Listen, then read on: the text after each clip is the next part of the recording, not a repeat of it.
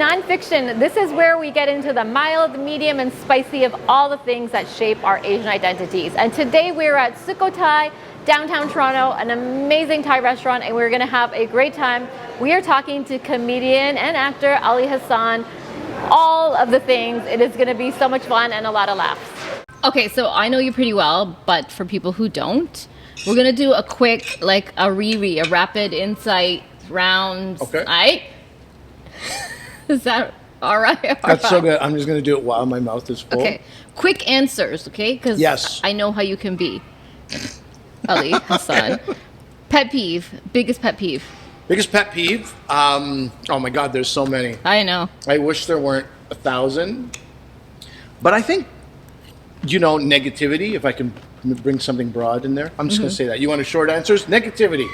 Now you want more. Now you want to hear more. See? A little bit more. A sentence. I would like a sentence, please. Negativity, because it's like poison. It's poison to me. It's like being around people who have nothing but like complaints and bad things to say about people. It just brings me down. And as you get older, you're just like, you want to be around those people. There's your batteries, and then there's the vacuums, and the vacuums just suck everything out of you, and you leave hanging out with them, and you're like, what was that about? Why do I need to have this person in my life? And then there's the batteries. Sorry, I can't concentrate. I'm sweating. I know. Guys. I know, and it's not the food. It's menopause. Do you want to talk about menopause? Perimenopause. Perimenopause. Don't rush me. Don't. Okay, I'm not there yet. This is exactly like being at home with my wife. Sorry. The only thing missing is you going, who turned up the heating? And we're like, guys, it's so hot. We never turn up the heating. Oh, this is you? It is a little bit me. It is a little bit my electric personality. Okay, but thanks. You're going to make it through this. Okay. Yeah. Okay, let's get on to the next fast question. So you're a pro chef, okay? So dining with you, but you're still like have the pro chef talent. Vibe. Yeah. Sure.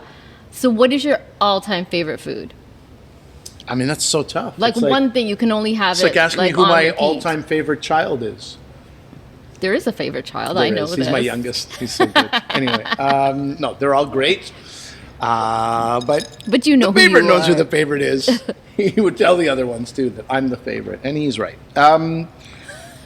It's so much based in the experience also of how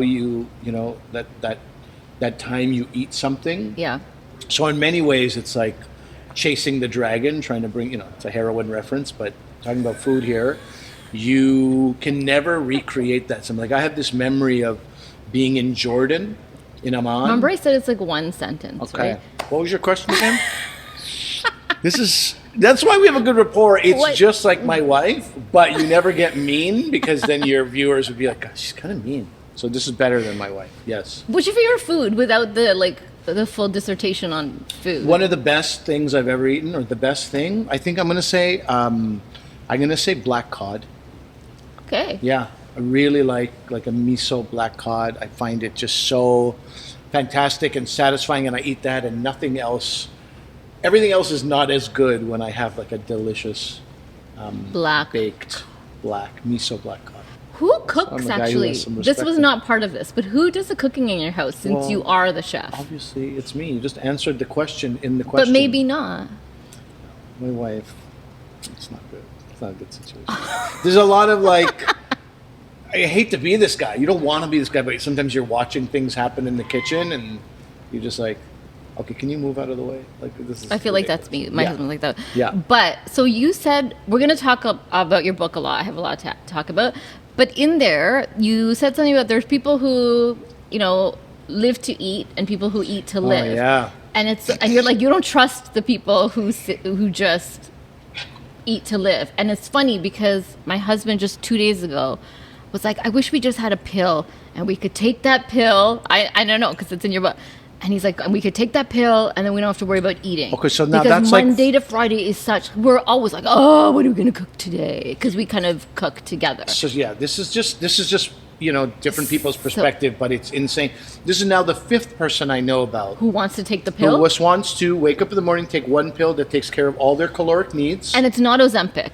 It's not Ozempic. It's the pill that takes care of their. They don't have to eat anything. They don't have to think. Yes. That's the big thing. I don't want to It's a think thing. about my next meal. For me, every meal is this amazing opportunity to eat again. Even your Monday to Fridays, like every meal. what are we gonna make for dinner? It's such like a chore. No, I'm like, amazing. It's dinner. We get to eat again. What is one thing that you have yet to check off your bucket list of items? In food, No, now we're past food. I would say traveling to the east, Like Scarborough? Kingston, Ottawa. No, traveling to the Far East. You want to say Halifax? Traveling to the Far East. I haven't been to Singapore, Malaysia, Yeah, same. Thailand, Japan. Like, I keep looking at my aeroplan points, and I'm like, we could do this. This could happen, you know? Just me and my wife, and we I was have gonna to say, leave with the 6 kids. of you? No, but the ideal thing would be to take everybody, and so then it's something that requires saving and planning and like taking Yeah. kids out of school and stuff like this, you know. Yeah. But you get to a thing, and you know this with your kids. It's like everybody has different stuff. If it's not their sports, if it's not their music, God. if it's not their tutoring. My girls are at ages where in the summers they need jobs. Yeah. They want jobs. They need jobs, and so I don't know. The idea of taking them all is tough, but that's why I think it's better. Like you're taking this time off of school, Yeah. and you're going, and you tell your teachers at the beginning of the semester, this is what you're doing. Okay, so that was way slower than a rapid fire, but okay. That's my version of rapid fire. Okay, because that took us a bit of time. Do you want to? Do you have somewhere to be? Am I keeping you? Do you need to go pick up the kids from school? Maybe you should call somebody. It's about that time. Okay, so I was gonna play Two Truths and a Lie with you because we were supposed to like buzz right through that, but Yeah. let's skip that. Okay. Unless you want to. You're good at this. I'm good with anything. Yeah. I love Tutu. I actually really enjoyed it. I know we've played it before, and I feel like I want to play with you because last time we played, I actually sussed you out. So I want to see. It's been some time. I want to see if I still. Did you? I thought like my acting skills were so strong. No, and that's true. Let's see how Yeah. good an actor you really Okay. are. Let's So play you it. want me to do right now? Right Tutu now. Sala. I thought you were doing it with me. Okay, so No. I'm doing it? Okay. Oh, sorry, I didn't give you any pre-planning. Okay. time. I have an allergy to apples. Mm-hmm. Okay. Green apples especially, but all apples. I have a, oh my God, this is so funny. I made you believe I drove a Camaro, which is so, you guys believe that I drove a Camaro. Oh yeah, I remember that one. Oh my God. Okay, so I have an allergy to apples. I'm trying to read your. I was engaged before I was married. Mm-hmm. And thirdly, I have a master's degree. I have an MBA. Okay, so I'm gonna ask you. I get to ask you 2 questions. Yes. Okay. What? How old were you when you did your master's degree? I was in my early 30s. Okay. And what type of reaction do you get when you eat an apple? Itchy ears, and if it's really bad, itchy eyes as well. And itchy throat, so I'm doing this. Wait. You know that? Does Yeah. that mean anything to you? Yeah, I'm doing yeah. that a lot when I eat an apple. Okay, so here's the thing. Because I read your book, I know that you did your master's degree, but I can't remember if you finished it. You read it? So there's that. I don't think you're allergic to anything. Because you kind of like, your eyes were moving around a lot when you said that. It's because I was just like, I'm on the spot here. What And do I do? think you could have been engaged. But then in your book, I remember you saying something like you were single, but you weren't, and you were 35, but you weren't George Clooney 35. So I think the lie is the apples. No, the lie is the apples. Okay. I got you again. Damn it! I do have an allergy to apples. It's mild. It's mild. Organic apples, it doesn't happen. So But you're not it's the allergic to apples, pesticides. you're allergic to pesticide. Exactly, but only on apples. I can eat like, I don't know what else. Lemon. I can eat all kinds of other things. Nectarines? I can eat plums. See, you're not nectarine, okay. So there's a few different still things. a lie. No, but I am allergic to apples. Apples are included in that. Okay, so what's the lie? I was not engaged before I was married. As you would have known, I told you every goddamn thing in that book. I would have mentioned that I was But engaged. there were so many girls in this book. No, there was. It's like, well, I had just broken up with blah blah. I was dating blah blah, and I was staying with blah blah, visiting blah blah. I don't think that's true. In city blah blah blah, and I was like, whoa! I didn't think know that's true. Ali was such a ladies' man. Had all these different girls, and then all of a sudden, I was like, then I was 35 and single, but not George Clooney 35 and single. Right. Yeah. Very out of shape. Yeah. And this, not great. But I got you again. Unbelievable. So What was my last one? What did I say? it was you had a MBA. I have a master's. I used to talk about it. And so, okay, I want to talk about the book now, just for a moment, and we'll talk about other stuff. Sure. Because I told you, I was like messaging you while I read. I just finished reading it for the second time because I wanted these things fresh so I could be on my feet, which obviously didn't really help me too much. But I have to say, Ali Hassan, not just as my friend, as an author, this book, literally laughing out loud. My kids are like, what are you doing? Like, they kept like, Mom, you're so annoying. And I'm like, I can't. And I took my brother had a health thing this week, and we were sitting in emergency for 6 hours. I took the book. He was reading it in emergency with kidney stone pain, laughing out loud. First, you left it vague. You were like, he had a health thing. Don't want to put my brother's business out there. And then you mentioned the kidney stones. He had kidney stones like every fourth brown man at this point. I don't know what's going on. But He'll be fine with that. Yeah. He was laughing, and I was so happy that he was laughing out loud. Yeah. And I also felt like I don't really know Ali when I finished reading it the first time, and then when I went back to it again, I was like, and I feel so bad. I felt guilty for not getting to know You didn't know me enough. you. Yeah, I always held that against you. I always thought you were an awful person for not trying Well, to I get to couldn't me. know that much because you didn't have a book when we worked Yeah. together. But I have to say, like, this is a shameless plug for you. This book is hilarious. It Thank also made you. me cry near the end. Thank you. And you're such a good guy for the amount of failures you've had. You're doing remarkably well. I appreciate that. I'm eating nervously now. Why? Very, very uncomfortable with compliments, but I appreciate it. It's very Yeah, nice. of no, you. honestly. And I'm not saying that because you're sitting right in front of me, because if I hated it, I wouldn't have even brought the book. Well, I'll tell you that, the greatest joy, and I told you when you told me about your brother with kidney stones in ER laughing, I'm like, that's another fantastic compliment. I got people saying, I read this book in Mexico on vacation on the beach. My kids were inviting me to go do things, and I said no, and I See? continued reading. So I was like, oh, That's- that's a huge compliment. Yeah. One guy tells me, he goes, I was laughing in bed reading, and then my wife goes, what's so funny? And took it from me, and now won't give it back. Because Yeah. she's like, no, I have to finish this Yeah. now. And he's like, but I was the one, and I'm like, it's not great to be causing strife, marital strife, but I was like, these are huge compliments. No, they They're are. really nice. So when you do the reprint, Yeah. you should put these compliments. I laughed through my kidney stones. Right? Yes. I think that's probably one of the highest yeah. compliments you could no, ever it's get. a great compliment. I love it. But let's go back to your failures, because They're there waiting for you to return to any time. so many people know the Ali Hassan as not as but like actor comedian, and they don't know that there was this IT consultant guy and a chef and all of these other pit stops along Yeah. the way. Yeah. So tell us how you got from all of those different, like that long and winding road. It was a long and winding road. It was like I was pretty lost while I was doing most of those things. When I was a consultant, I was just like, I don't know if I could be more miserable than that. And it's like, whatever it was like a $60,000 a year job. It feels very weird for some people to hear, like, why would you be miserable as a consultant? Weren't you making money? Yeah. No one was forcing you to do it. But I was just like so bad at it and so disinterested in it. And Yeah. it's such a terrible combination. It is. Like I had two passions at one point, I would say I still do, but I don't work in the food world, but it was like food and comedy were both my passions. Mm-hmm. And people were pissed. Like, who the hell are you to do two things you're passionate about?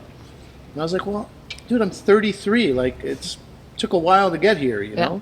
But your question was about the long, windy road. I'm glad I remembered the question. I don't even know you remembered it anymore. I didn't. I just did so many. I was just like, trying to figure it out. Yeah. And really, what I was trying to figure it out is what can I do that I see myself doing for life. And food was definitely something like, this is great. This is also, what a great skill to have at, a cottage, getaway. What a great skill to have in life every single day and meal, as we've illustrated with you lacking it, like your life is tougher because of it. And so it's like, it's the skill, and I had no skills, zero skills. So now I have a skill, and I have something I love doing. It's the same thing.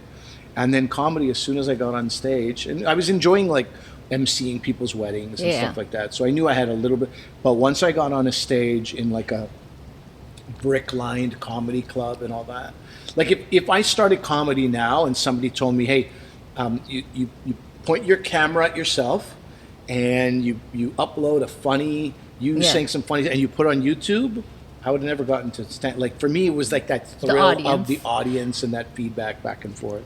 I think we've talked about this before. It's like a weird time to be a comedian, I think, because just like the climate we're in, the culture we're in, it's very divisive. There's this whole I think comedians have always been able to have like free reign and talk about basically whatever they want to. And now I feel like some of them are much more, what's the right word I'm looking for? Cautious?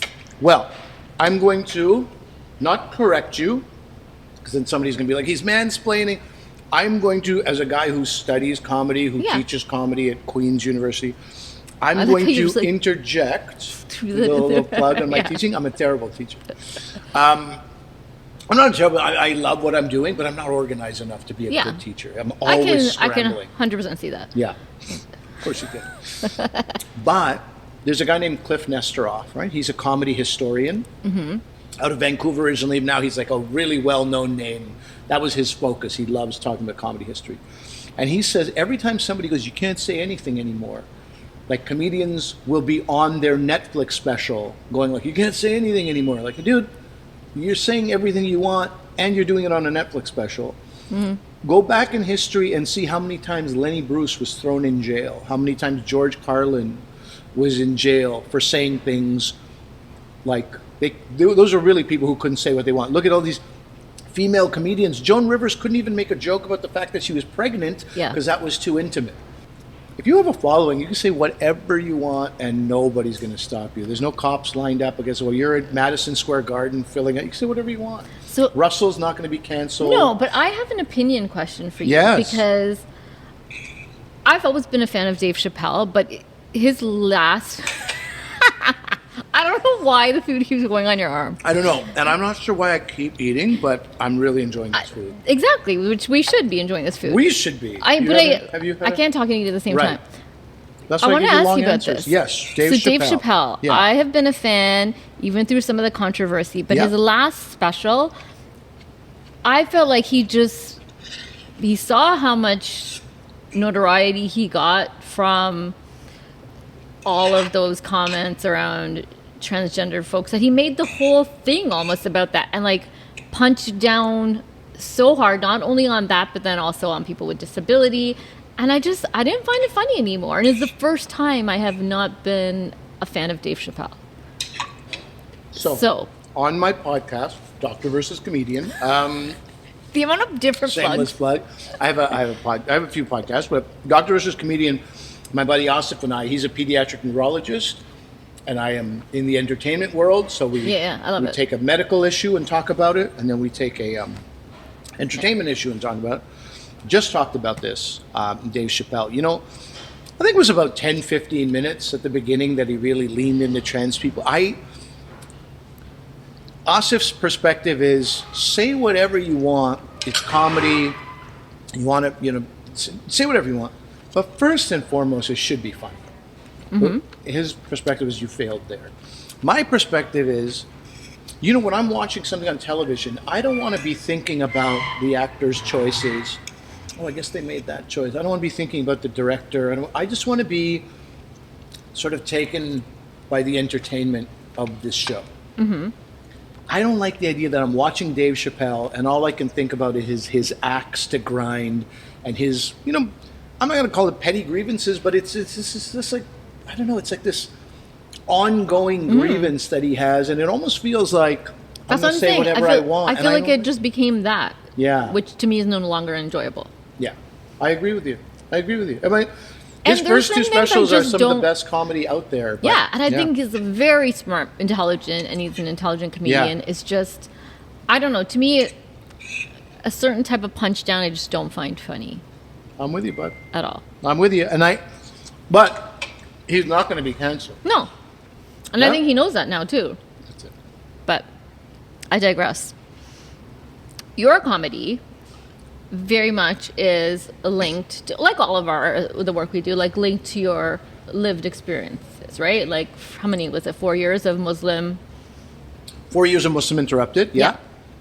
So very much linked to your life and growing up. So I know that you actually talked about in the book, like your kind of confliction of who is Ali Hassan? Like, what is your identity? Have you solved that identity crisis? I also have a bit of a confliction about the word confliction. I don't believe it's a word that exists. I think conflict is the word. You know, you write a book, you're free to sort of critique people's Your father was also I know. That's my dad inside me right now. Don't let confliction go. You can't let that go. But this is what I liked about... Affliction? Conflict. Not confliction. Okay. Oh, God, working with these amateurs. Comedians. I did solve that conflict to some degree, and I talk about this idea of like coming to terms with this idea that I was a cultural Muslim. And, you know, I think it takes a little bit of, you know, reading the book and to see what that journey was. But I could never really, you know, it's like on comedians, there'll be like 100 people laughing and there's 2 people not laughing, and you focus on that kind of stuff, you know? And it was like that when I was growing up. Most people were like, you're a Muslim, that's all there is to it. But a couple people, you know, maybe one a year for like 5 years. That's not a lot compared to how many Muslims I'm meeting. Would be like, oh, you're not a real Muslim, or you're not a very good Muslim. Or something like, you know, oh, be careful, there might be pork on that pizza. And I'm like, I'm okay with the pork. And they're like, oh, I'm not. I'm a good Muslim. Another suggesting that I'm not. The Ribfest judge? No Ribfest judging for these people. And, man, these are like people in their late teens, early 20s. What do they know about themselves yet, you know, in general? But I took that to heart a bit. And so then it was this thing, and I don't know if I say this in the book or not, but it's like when you meet somebody who's like, I'm vegan, and the other person's like, oh, that's cool, I'm vegan too. And then they go, yeah, I'm vegan. I do eat chicken though, occasionally. And I'll eat fish, but you know, and sometimes cheese. And then the person who's a vegan is like, what the hell kind of vegan are you? You're not, don't even say that, right? So I felt like that as a Muslim, going, I'm a Muslim.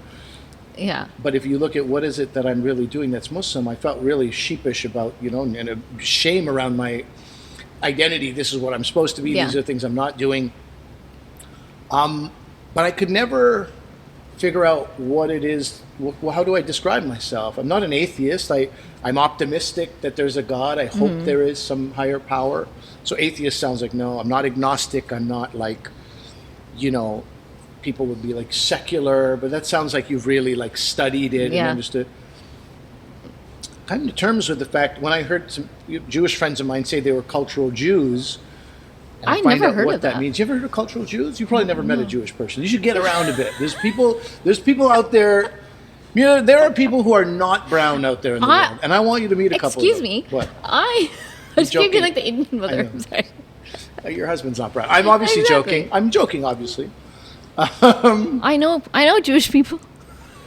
This idea of cultural Judaism is like, it's a very umbrella term. Yeah. You know, you can come to Judaism in any different way.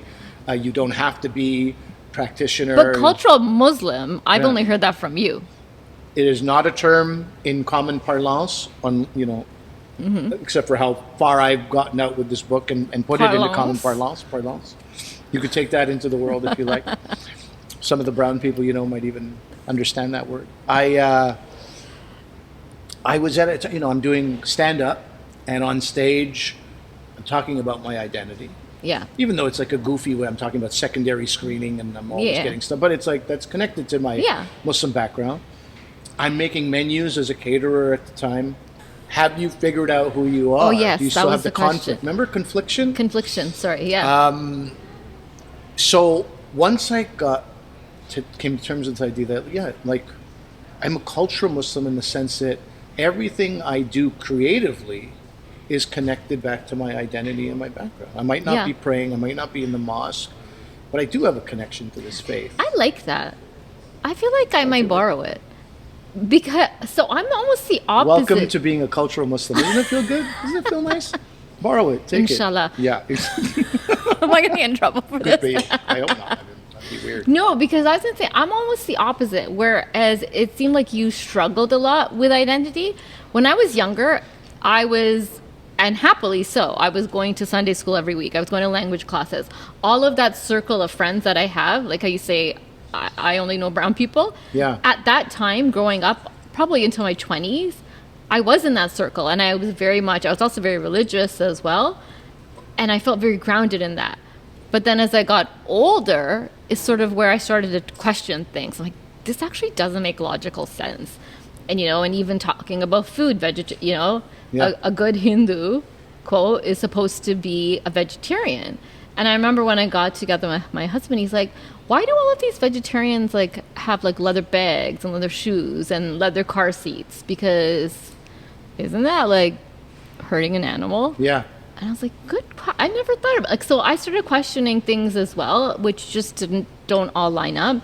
And now I feel like I'm becoming more of a, oh my God, my parents are going to kill me.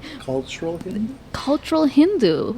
Yeah. Because there are things that I don't fully agree with, though I love my culture and it is such a big part of me, like you. So, oh my God, epiphany right here. Epiphany right here. What a moment. Right here at this Thai restaurant. Give me some food and start talking, and epiphany is just...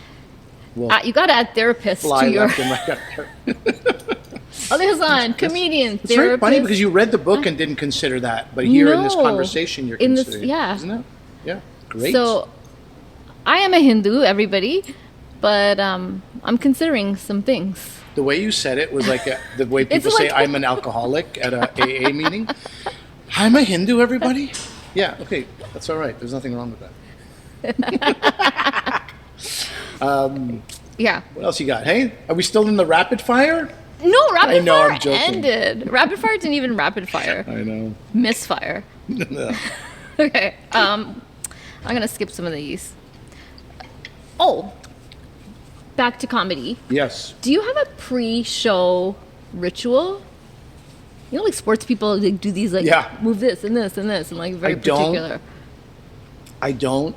When I started in comedy, for the first 5 years, the pre-show ritual was head to the toilet and sit there for a while. That was a big one. That wasn't so much a ritual. That's not a ritual. That was oh my God, I can't believe I'm about to get on stage. That's gone. And now it's just I think as much as I can, I try to know the environment. I find I'm so much less nervous if I performed somewhere before. Really? I just feel like I'm coming back to, even if I performed it that same night and doing it a second night. But the first time is just filled with all this trepidation, how's this going to go? What's this crowd like? All that kind of stuff. So anything I can do to get to know a place better, I'll try to, but it's not really a pre-show ritual. The answer is no. No. Short answer, no. Thank you. Thanks for the short answers. Because we just recently passed Super Bowl, and this roasts me out. What's his name? Mahomes? Oh my God, my son loves him. What's his name? Mahomes. Mahomes? What in the world? Mahomes. Aren't you studying the culture, the pop culture this guy's part of? I know. He's great. Okay? But great. Apparently his ritual, if he's doing well, he wears the same underwear, first of all, always. Yeah? But if he's on a streak, he doesn't actually change the underwear even. So he's got a streak in his underwear then. Machuddies. Mahomes. Yeah. Oh, that's terrible news. Is that true? Yeah. So I'm assuming he washes it because he only wears this same underwear. Oh, you're assuming. But I think he said that. But he's if we're on our a winning streak, I won't change my underwear. Like, that's a nasty pre-game ritual. Or like lifestyle I mean, these ritual. are the superstitions, right? Yeah, sports guys are like really weird about superstitions. And then, you go, right now there's this article that's come out about the GOAT, greatest of all time, is Patrick Mahomes and not Tom Brady. And I'm sure that people are very divided on that. Like, just relax. He hasn't earned enough to be called the GOAT. I was going to say, he's so young still. He's so young. He's a phenomenal quarterback. But also, when you hear the superstitions, you're like, okay, but is somebody the GOAT if you could just like hide his underwear and now he's gonna like my underwear and then he's just throwing the ball into the ground all the time? Like, now do you still think he's the GOAT, or was the underwear doing the heavy lifting? I hate hearing about athletes' superstitions is basically what I'm saying, because it reduces them.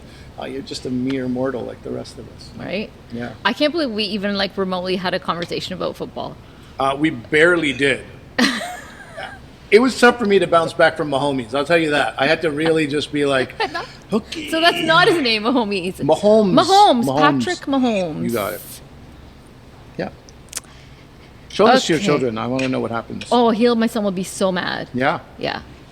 It was like a very intense game, football night for us. All that aside, do you play any sports? I play hockey a little bit. I wasn't too good. Volleyball I really liked. I play everything in a mediocre fashion.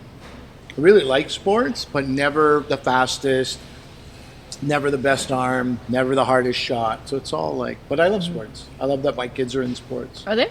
They are. I don't love like the hockey culture with my 8-year-old, 9-year-old. I don't like that too much. We do have a great team, great group of parents. Are they in the hockey? The hockey? Are they in the hockey? The hockey. They're in the hockey. Are you new to the country? Or? They are in the hockey. They play the sports, man. They do play the sports, and they play the hockey. Only one does, and the others, it's soccer. Okay. Let's talk about your T-shirt. Right. Run the Burbs. It's so funny because I interviewed Rocky and Andrew from Run the Burbs. They were our first actually interview. Andrew actually called me and said, if you don't wear the T-shirt, I will murder you. Can you imagine he would say that to me? Let's cover the T-shirt up. Let's not cover the T-shirt. You can't. I actually wear this with pride. I have a lovely relationship with Andrew. I'm a big fan of this dude. I feel like you're looking right at Andrew. Like, Andrew, I'm looking at you.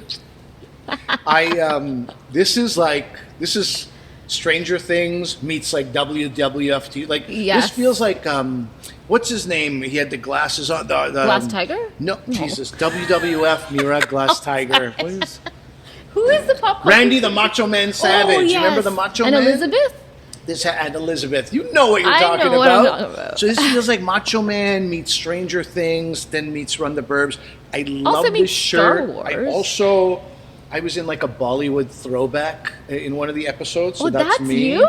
Yeah. Oh. Why are you looking disgusting? It's the best I've ever looked in my entire life. The hell face was that? Come on. I'm sorry. I have beautiful locks. I mean, I don't understand what the face was. I didn't know it was you. Anyway, Run the Burbs. I'm so happy to be on it. I'm so happy to be on it. We started this thing in the pandemic.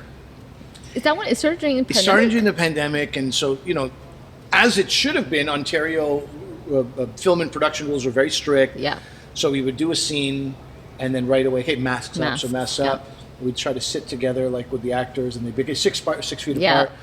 You don't really get to know the actor as well. So we started under these weird conditions, but I think within 5-6 episodes of that first season, we figured each other out, had a good rhythm.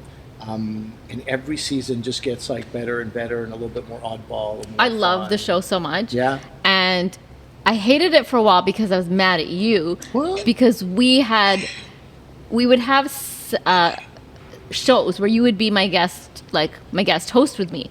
And like last minute, like, oh, they changed our taping schedule, Meera. Got to do Run the Burbs. And I was like, I hate this stupid show. Right. But then I started watching the stupid show, and I really liked it. Yeah. And I can't believe I almost made you hate it. That's terrible. Yeah. So it all worked out in the end. It all worked out in the end. But you play a dad, and not a granddad. This is what I'm saying. Like, you're not like a dad like you are here. You play like a much older dad. You're Rocky's dad.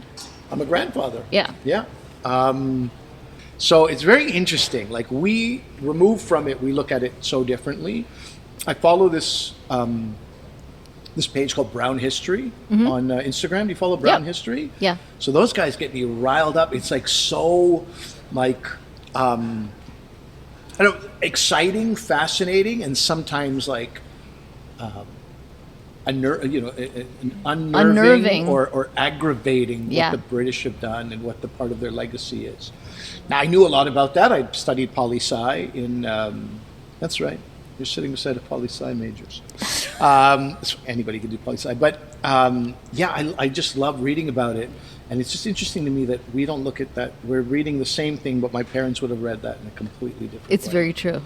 Right? Like how many parents have, like when Trudeau was in brownface, blackface, how many Indian parents in their 60s, 70s were completely unbothered by it? They don't look at these things the same way we do.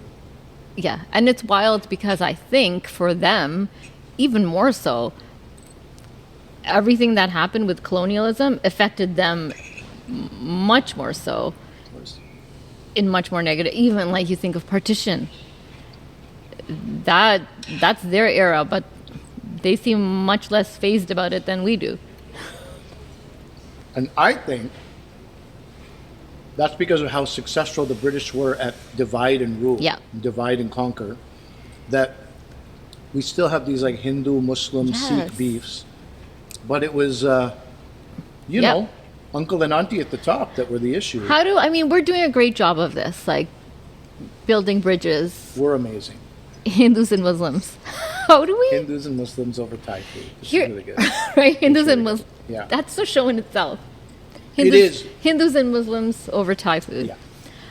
But I feel like it's more, when our parents, it's in your book, like our growing up, before I moved to Toronto, I lived in Brantford, like we were like one of three brown families, right? And so we sort of melded with everybody. It didn't matter who those other brown people were. Like we just kind of all connected, different religions, different cultures, all of that. Now there's so many that I feel like in Brantford, you can even go back to Brantford. Yeah, go to meet, Brantford like, even. Tens of thousands of Brantford. Yeah. Although I must say, I went back like 10 years ago, and I was like on a swing set that we played on when we were kids, and a kid came up to me and it's like, "Oh, do you want to go on the swing?" He's like, "You could speak English." And I was like, "Whoa, Brantford has not changed that much." I was so mad. I was like, "Do you know I went to Schulich School of Business?" I don't know why I said it to him. How old was this kid that he was? He was like 7. And I was like, "Of course I speak English." Who's Schulich? Great. Totally digressed. Great burn on that 7-year-old. Anyway, hilarious. But what I meant to say in all of that was, we immigrated here at a time where, because there were so few of us, we all sort of came together. And I find now it's becoming more and more divisive amongst all Asian like the communities, last 20 right? years, I know. So it's like, how do we get back to that place? Will we get back to that place? I mean, I write about this in the book. Like, your Brantford was my New Brunswick. Yeah. And my dad would be like, "Wodeko apana, apana, apana, Yeah. and apana." One of ours. One of ours.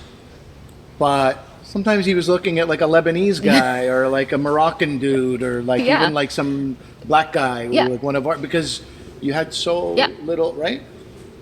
And my mom talks about like in Fredericton, New Brunswick in the 70s, they had to drive 25 minutes to a farm to get yogurt because yogurt was exotic food for that. Like this is a whole different. So you get these conveniences and all this, but what you also get now is people are like, no, they're Shia, but they're a different sect of Shia from us. Right, even within your religion. Within? Yeah. So it's a huge issue. But what are you going to do? Like I look at these, where I used to live. I feel like people are like, "Oh, she's such a right-winger for saying this." Huh? But Pierre Polyev de Chumchi. Yes. Tell me. So I want to say, like, Christmas. I feel like I sound like Donald Trump. It's so weird because now we celebrate everything, right? Which is great. We do Diwali. All the kids at school know about it. Eid Mubarak.